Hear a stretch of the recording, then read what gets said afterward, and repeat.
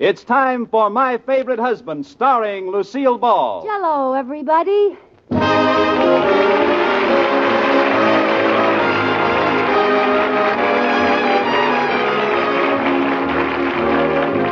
Yes, it's the new Gay Family series starring Lucille Ball with Richard Denning. Brought to you by the Jell-O family of desserts. Jell-O.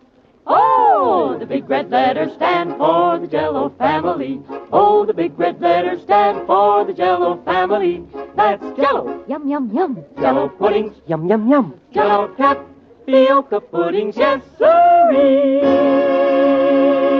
And now Lucille Ball with Richard Denning as Liz and George Cooper. Two people who live together and like it.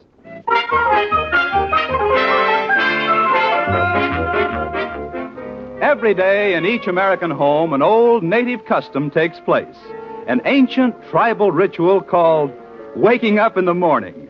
Now, everyone has his own interpretation of how this should be done. For instance, at the Coopers, George opens his eyes, bounds out of bed, flexes his muscles, and says, "Oh, I'm glad I'm alive." And Liz, not to be outdone, opens one eye, looks around, and says, I wish I was dead. And then the daily ritual settles down to serious business as George Cooper is faced with the problem of getting Sleeping Beauty out of bed. Come on, Liz. It's time to get up. Yeah, I am. Just one more. Come on now. Katie's getting breakfast. It's 7:45. Uh-huh. Yes, dear. All right. Well, why don't you get up? Why don't you get lost? I'm practically dressed. Oh, sure. How can you sleep so long? You must be part bear. I am not. I'm wearing my long flannel nightgown. Here I come, George. I'm getting up right now. 1, 2. Come on now, Liz. I'll pull the covers off. Oh, just one more minute. I'll tickle your feet. I'm up. Get moving. I'll pour cold water on you. No. I'll get my camera and take a picture of you and your curlers and cold cream. I'm up, so help me, I'm up. That works every time.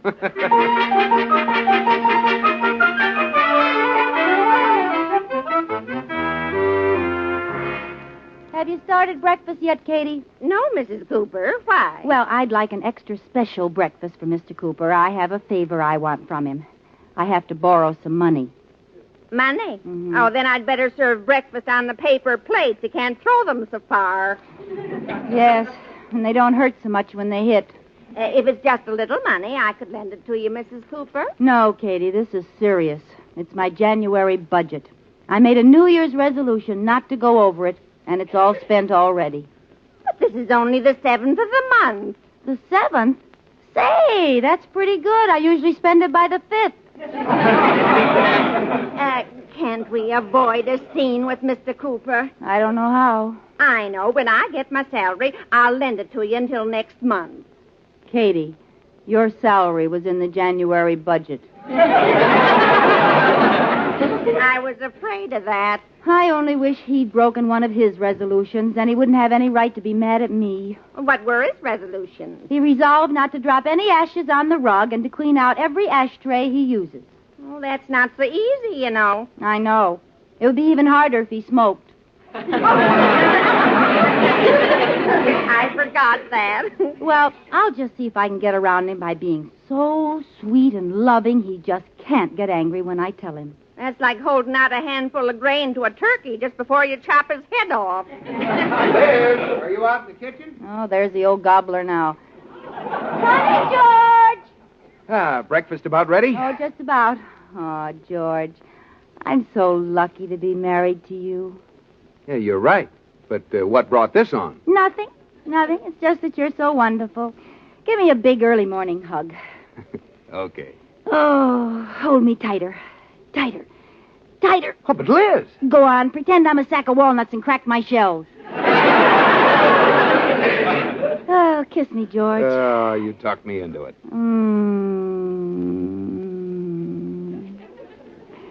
George, your kisses are just as good as they were 10 years ago. How do you do it? I keep them in a deep freeze. How about me, George? What do I kiss like, Give me another sample and I'll tell you. All right.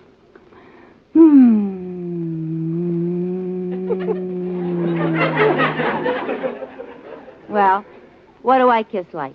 Like you were over your January budget.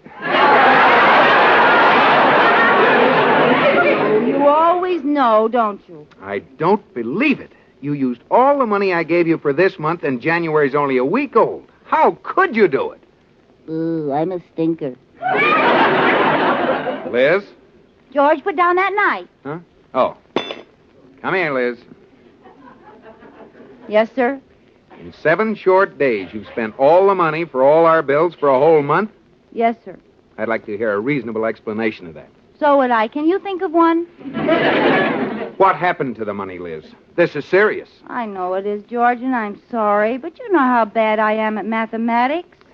You must know what happened. Now we'll start at the beginning. What was your first mistake? Not paying attention in 7th grade arithmetic class. No!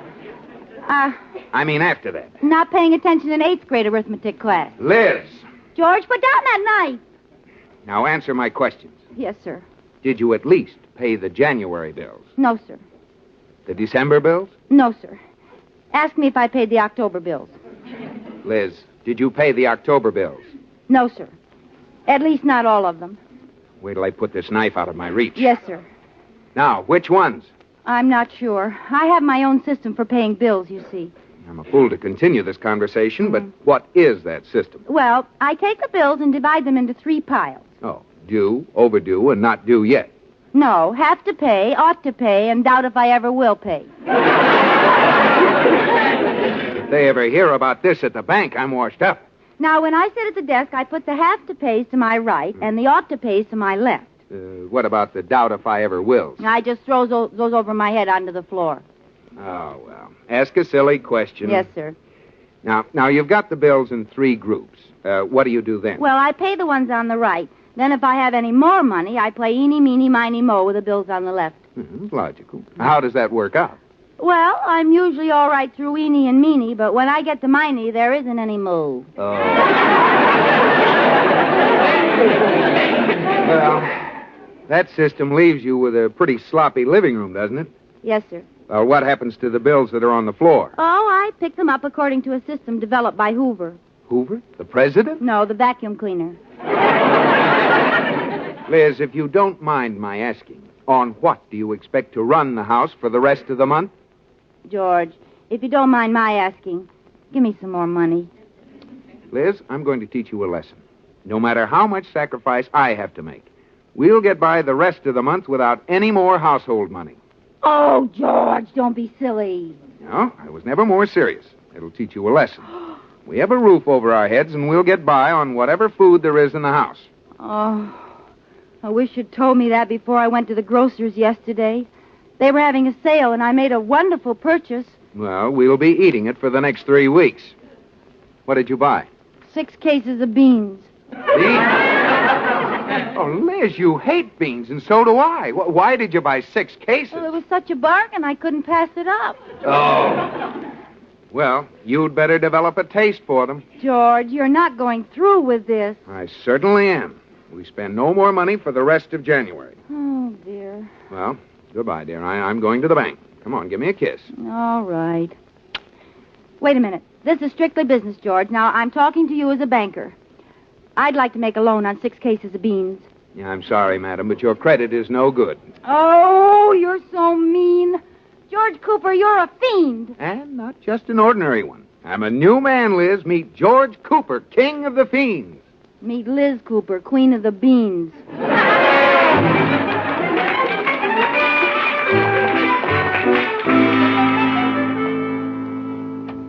Hey, honey, I'm home. Hi, dear. How'd things go today? Just fine. Didn't have any trouble getting along without cash, did you? None at all. What's for dinner? I have the menu right here. Bean soup, bean salad, baked beans, and for dessert, bean meringue pie. Oh. Why didn't I think of this earlier? Do you want to back out? No, it isn't that. I had beans for lunch.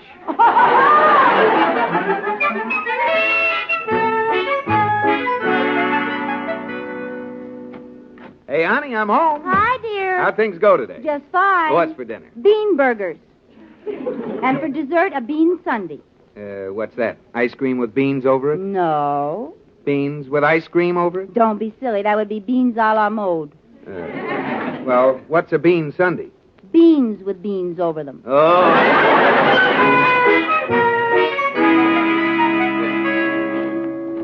Hey, honey, I'm home. Hi, dear. How'd things go today? Just fine. What's for dinner? How would you like a nice, juicy sirloin steak?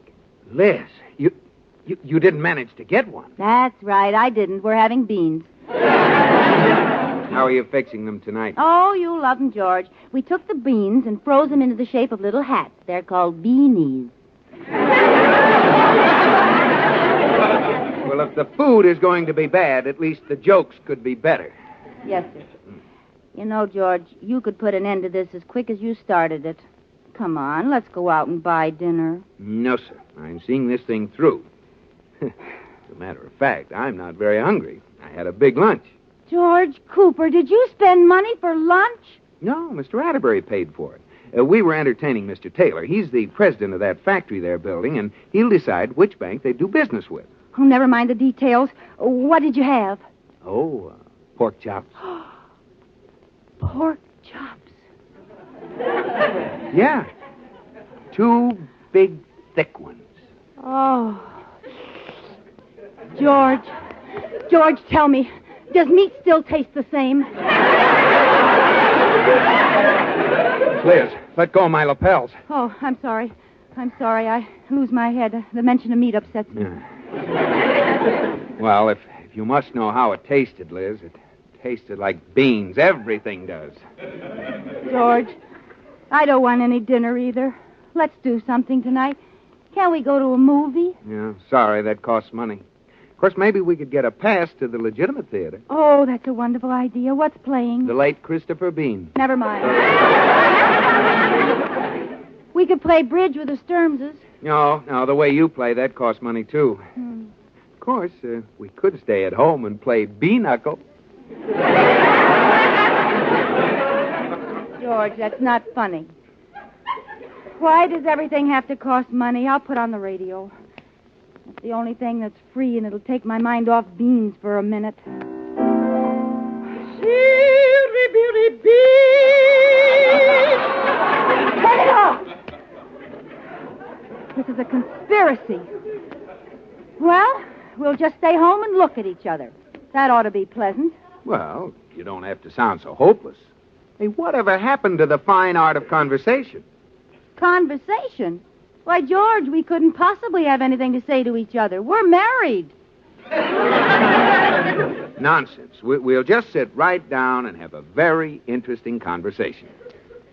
All right, George. Let me get settled. All right. You start. Okay. Now, let's see now. You start. No, you start. Well, That sounds fascinating. Well, it's your attitude that's killing it. Before we were married, we never had this trouble. Oh, Liz, remember how we used to park up at Inspiration Point? Yeah. Oh, sometimes we'd stay there till 2 a.m. Yeah, I remember. I don't recall that we were bored with each other's conversation then. I don't recall that we did any talking at all.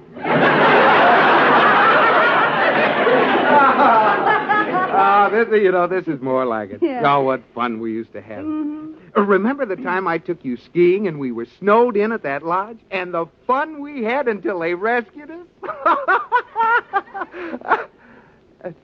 What's the matter, Liz? You never took me skiing in your whole life.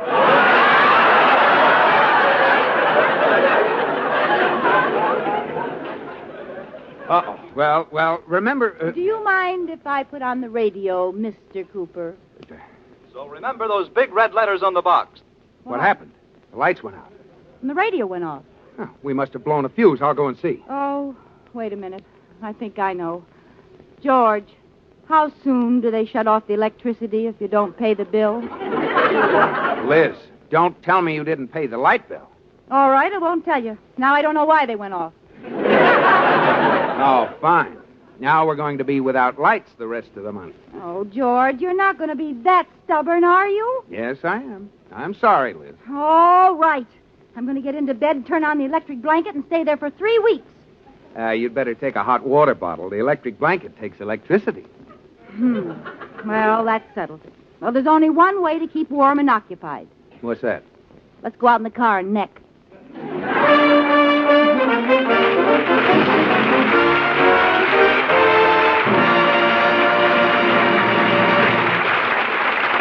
Liz and George will return in just a moment.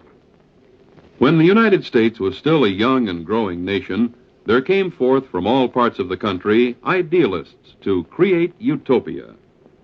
For example, there was John Humphrey Noyes, who dreamed up the Oneida Community in New York in 1847. It was designed to do away with sin and greed. In order to keep the community alive, small manufacturing industries were started. By 1880, the community living plan had died, and the industries had grown to great proportion and nationwide reputation. Even though John Noyes' idea had backfired, his efforts provided a contribution to American industry. Another idealist who seemingly had in mind the health and happiness of Americans was Henry Clubb. About 1855, Mr. Clubb got the idea that people would be healthier if they were vegetarians. He thought they'd be happier if they lived in octagon-shaped houses on octagon-shaped parcels of land in octagon-shaped cities. Unfortunately for Mr. Clubb, he decided to establish Octagonal City, the center of the Vegetarian Settlement Company, in a pretty dusty spot in Kansas. After one look at the hardships to be encountered on the barren plains, nearly every one of the subscribers to the vegetarian community went back to the non-vegetarian East Coast. One after another, communal living experiments bloomed, faded, and disappeared.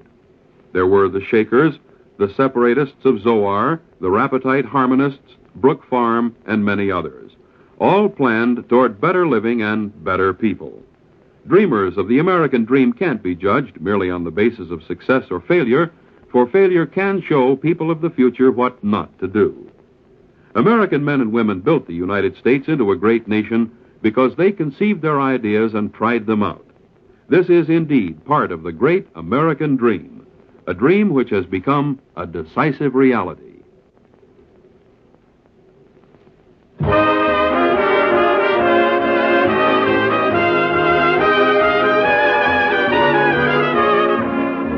And now, back to My Favorite Husband, starring Lucille Ball with Richard Denning. Liz Cooper has already spent all her household money for January, and much to her surprise, George is making her get along as best she can without any more money. Well, at the last reading, they had been eating beans for a week, and now the electricity is off. Liz is beginning to crack under the strain. Oh, Katie. What's the matter, Mrs. Cooper? What next? Now we're all out of candles. Oh, why does Mr. Cooper have to be so stubborn? Because he's a man. I know. My first husband, Clarence, couldn't be rushed into anything either. He took me out every Thursday night for 7 years while we were engaged. Every Thursday? Yes. Then we got married, and we didn't have anything to do on Thursday night. Oh, Katie. Katie, I just thought of a plan. I'm going to charge some groceries and tell George I found the money in an old purse. I'll call Rafferty's Grocery. They carry everything, and they always have such good stuff. Rafferty's Grocery and Delicatessen. You can eat it, drink it, chew it, slice it, or smell it. We sell it. Oh, hello, Mr. Rafferty. This is Mrs. George Cooper. Yes, I need a lot of things today. Send me 6 lamb chops, 2 potatoes, corn, peas, sugar, bread, butter, and milk. Oh, and charge it. Now, did I forget anything? Yep, you forgot to check your husband. He stopped your credit. What? Well, if that isn't the dirtiest trick, the nerve of him thinking I'd charge something behind his back. Yeah, too bad, too. Got some wonderful specials. Could give you a real good buy on beans. Oh, no. Goodbye, Mr. Rafferty. I'm just going to call George up and give him a piece of my mind. Maybe that's George now. Hello, you no-good skunk. This is the operator. Uh-oh. I'm sorry. Your phone is being disconnected. Just because I called you a skunk? I said I'm sorry. We will resume service as soon as your overdue bill is paid. Oh, where will this end? Katie, they disconnected our phone. Well, if that's the way they're going to act, what's the name of this phone company? I'll take my telephone business to someone else.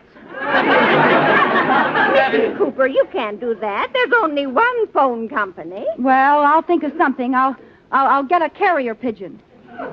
Get two, one for messages and one for dinner. I knew it. They called to apologize. You're too late. I've decided to use pigeons. Liz, what are you talking about? It's no use, George. You can't talk to me. They've disconnected the phone. Hang up. Now, wait a minute. I'm at the phone company. Oh. Everything's all right, Liz. The electricity will be on in a minute, and your credit is good at the market again. Well, what brought this on? I'm calling a truce just for tonight. Oh? Yeah, you know that fellow Taylor I told you about? Yes. Well, I'm bringing him home to dinner. He's very important to the bank. We'll see you later. Wait a minute. I'm mad at you. Yeah, well, we'll talk about it later, Liz. Goodbye. But, George, Oh, darn it. What's the matter, Mrs. Cooper? Oh, he makes us stick to this ridiculous business until the minute he wants to impress someone, and then he gaily calls a truce. Well, I'm going to fix him all right. How? I'm going to pull a fuse and keep all the lights off, and I'm going to wear my oldest dress and pretend we always live this way. And guess what we're having for dinner? Oh, no, Mrs. Cooper. Oh, yes. Get me some sticks and some glue. We're going to have bean on the cob.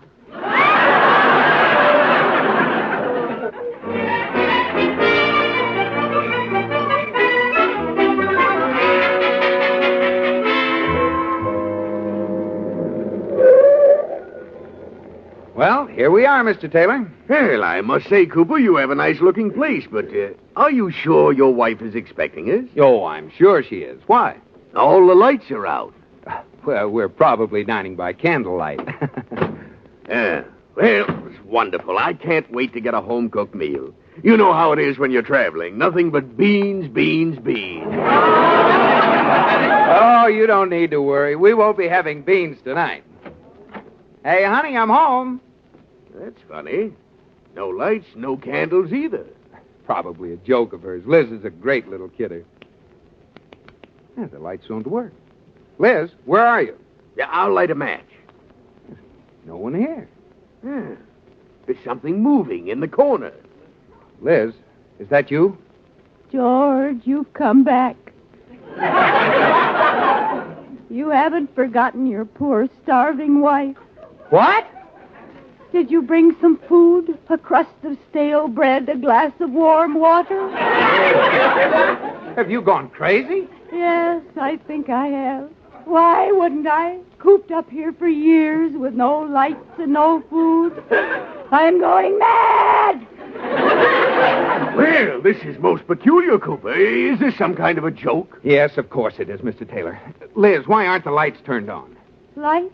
Oh, that's that new invention you told me wasn't perfected yet. What are you trying to do? Who's that with you? Oh, now, stop it, Liz. What will Mr. Taylor think? How do you do, Mr. Taylor? Hello, Mrs. Cooper.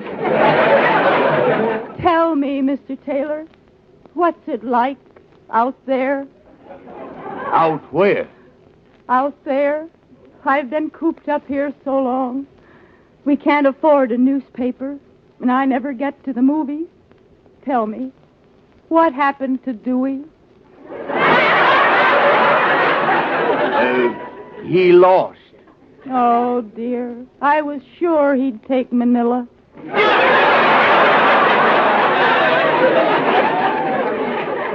Oh, Liz, cut it out. And why have you got on that old house dress? Oh, George, how can you say anything unkind about this dress? Don't you remember? I wore it 10 years ago when we were married. Now, Liz! I'm very sentimental about this dress, Mr. Taylor. It's the only one I've ever had. Liz, stop it. Look, Mr. Taylor. Don't speak to me, you cad. What? I simply can't believe that a vice president of a bank would treat his wife like this. And personally, I wouldn't do business with a bank that has an executive like you. Bless you, kind sir. This whole thing is a very unfunny joke my wife is pulling. Now, I'll get our maid and she'll tell you just what's going on. You keep your wife in rags and you have a maid. Oh, she isn't really our maid. He just calls her that. She is, too. Katie, would you please come in here? Coming. Katie, I want you to tell this gentleman what's going on in this house. All right. But first, what about me, son? Didn't you bring some bread for your poor old mother? Oh, no!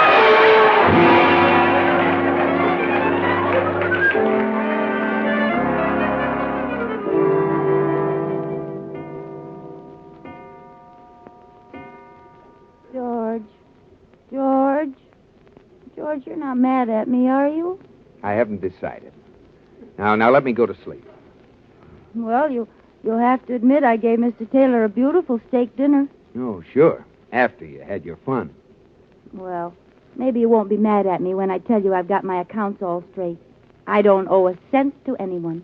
I'm afraid to ask, but how did you manage that? I wrote an article and sold it to the daily paper. An article? Mm-hmm. What about? 100 different ways to fix beans.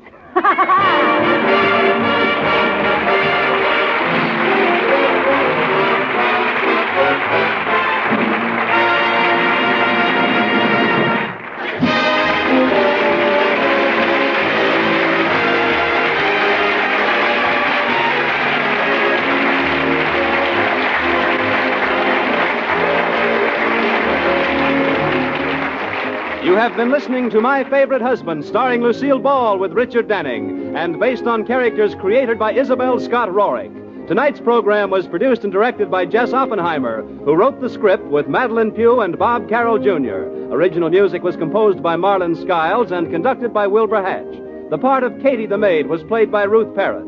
Lucille Ball will soon be seen in the Paramount Pictures' Sorrowful Jones. Be sure to listen to Lucille Ball in My Favorite Husband next week. Bob Lamont speaking. This is CBS, the Columbia Broadcasting System.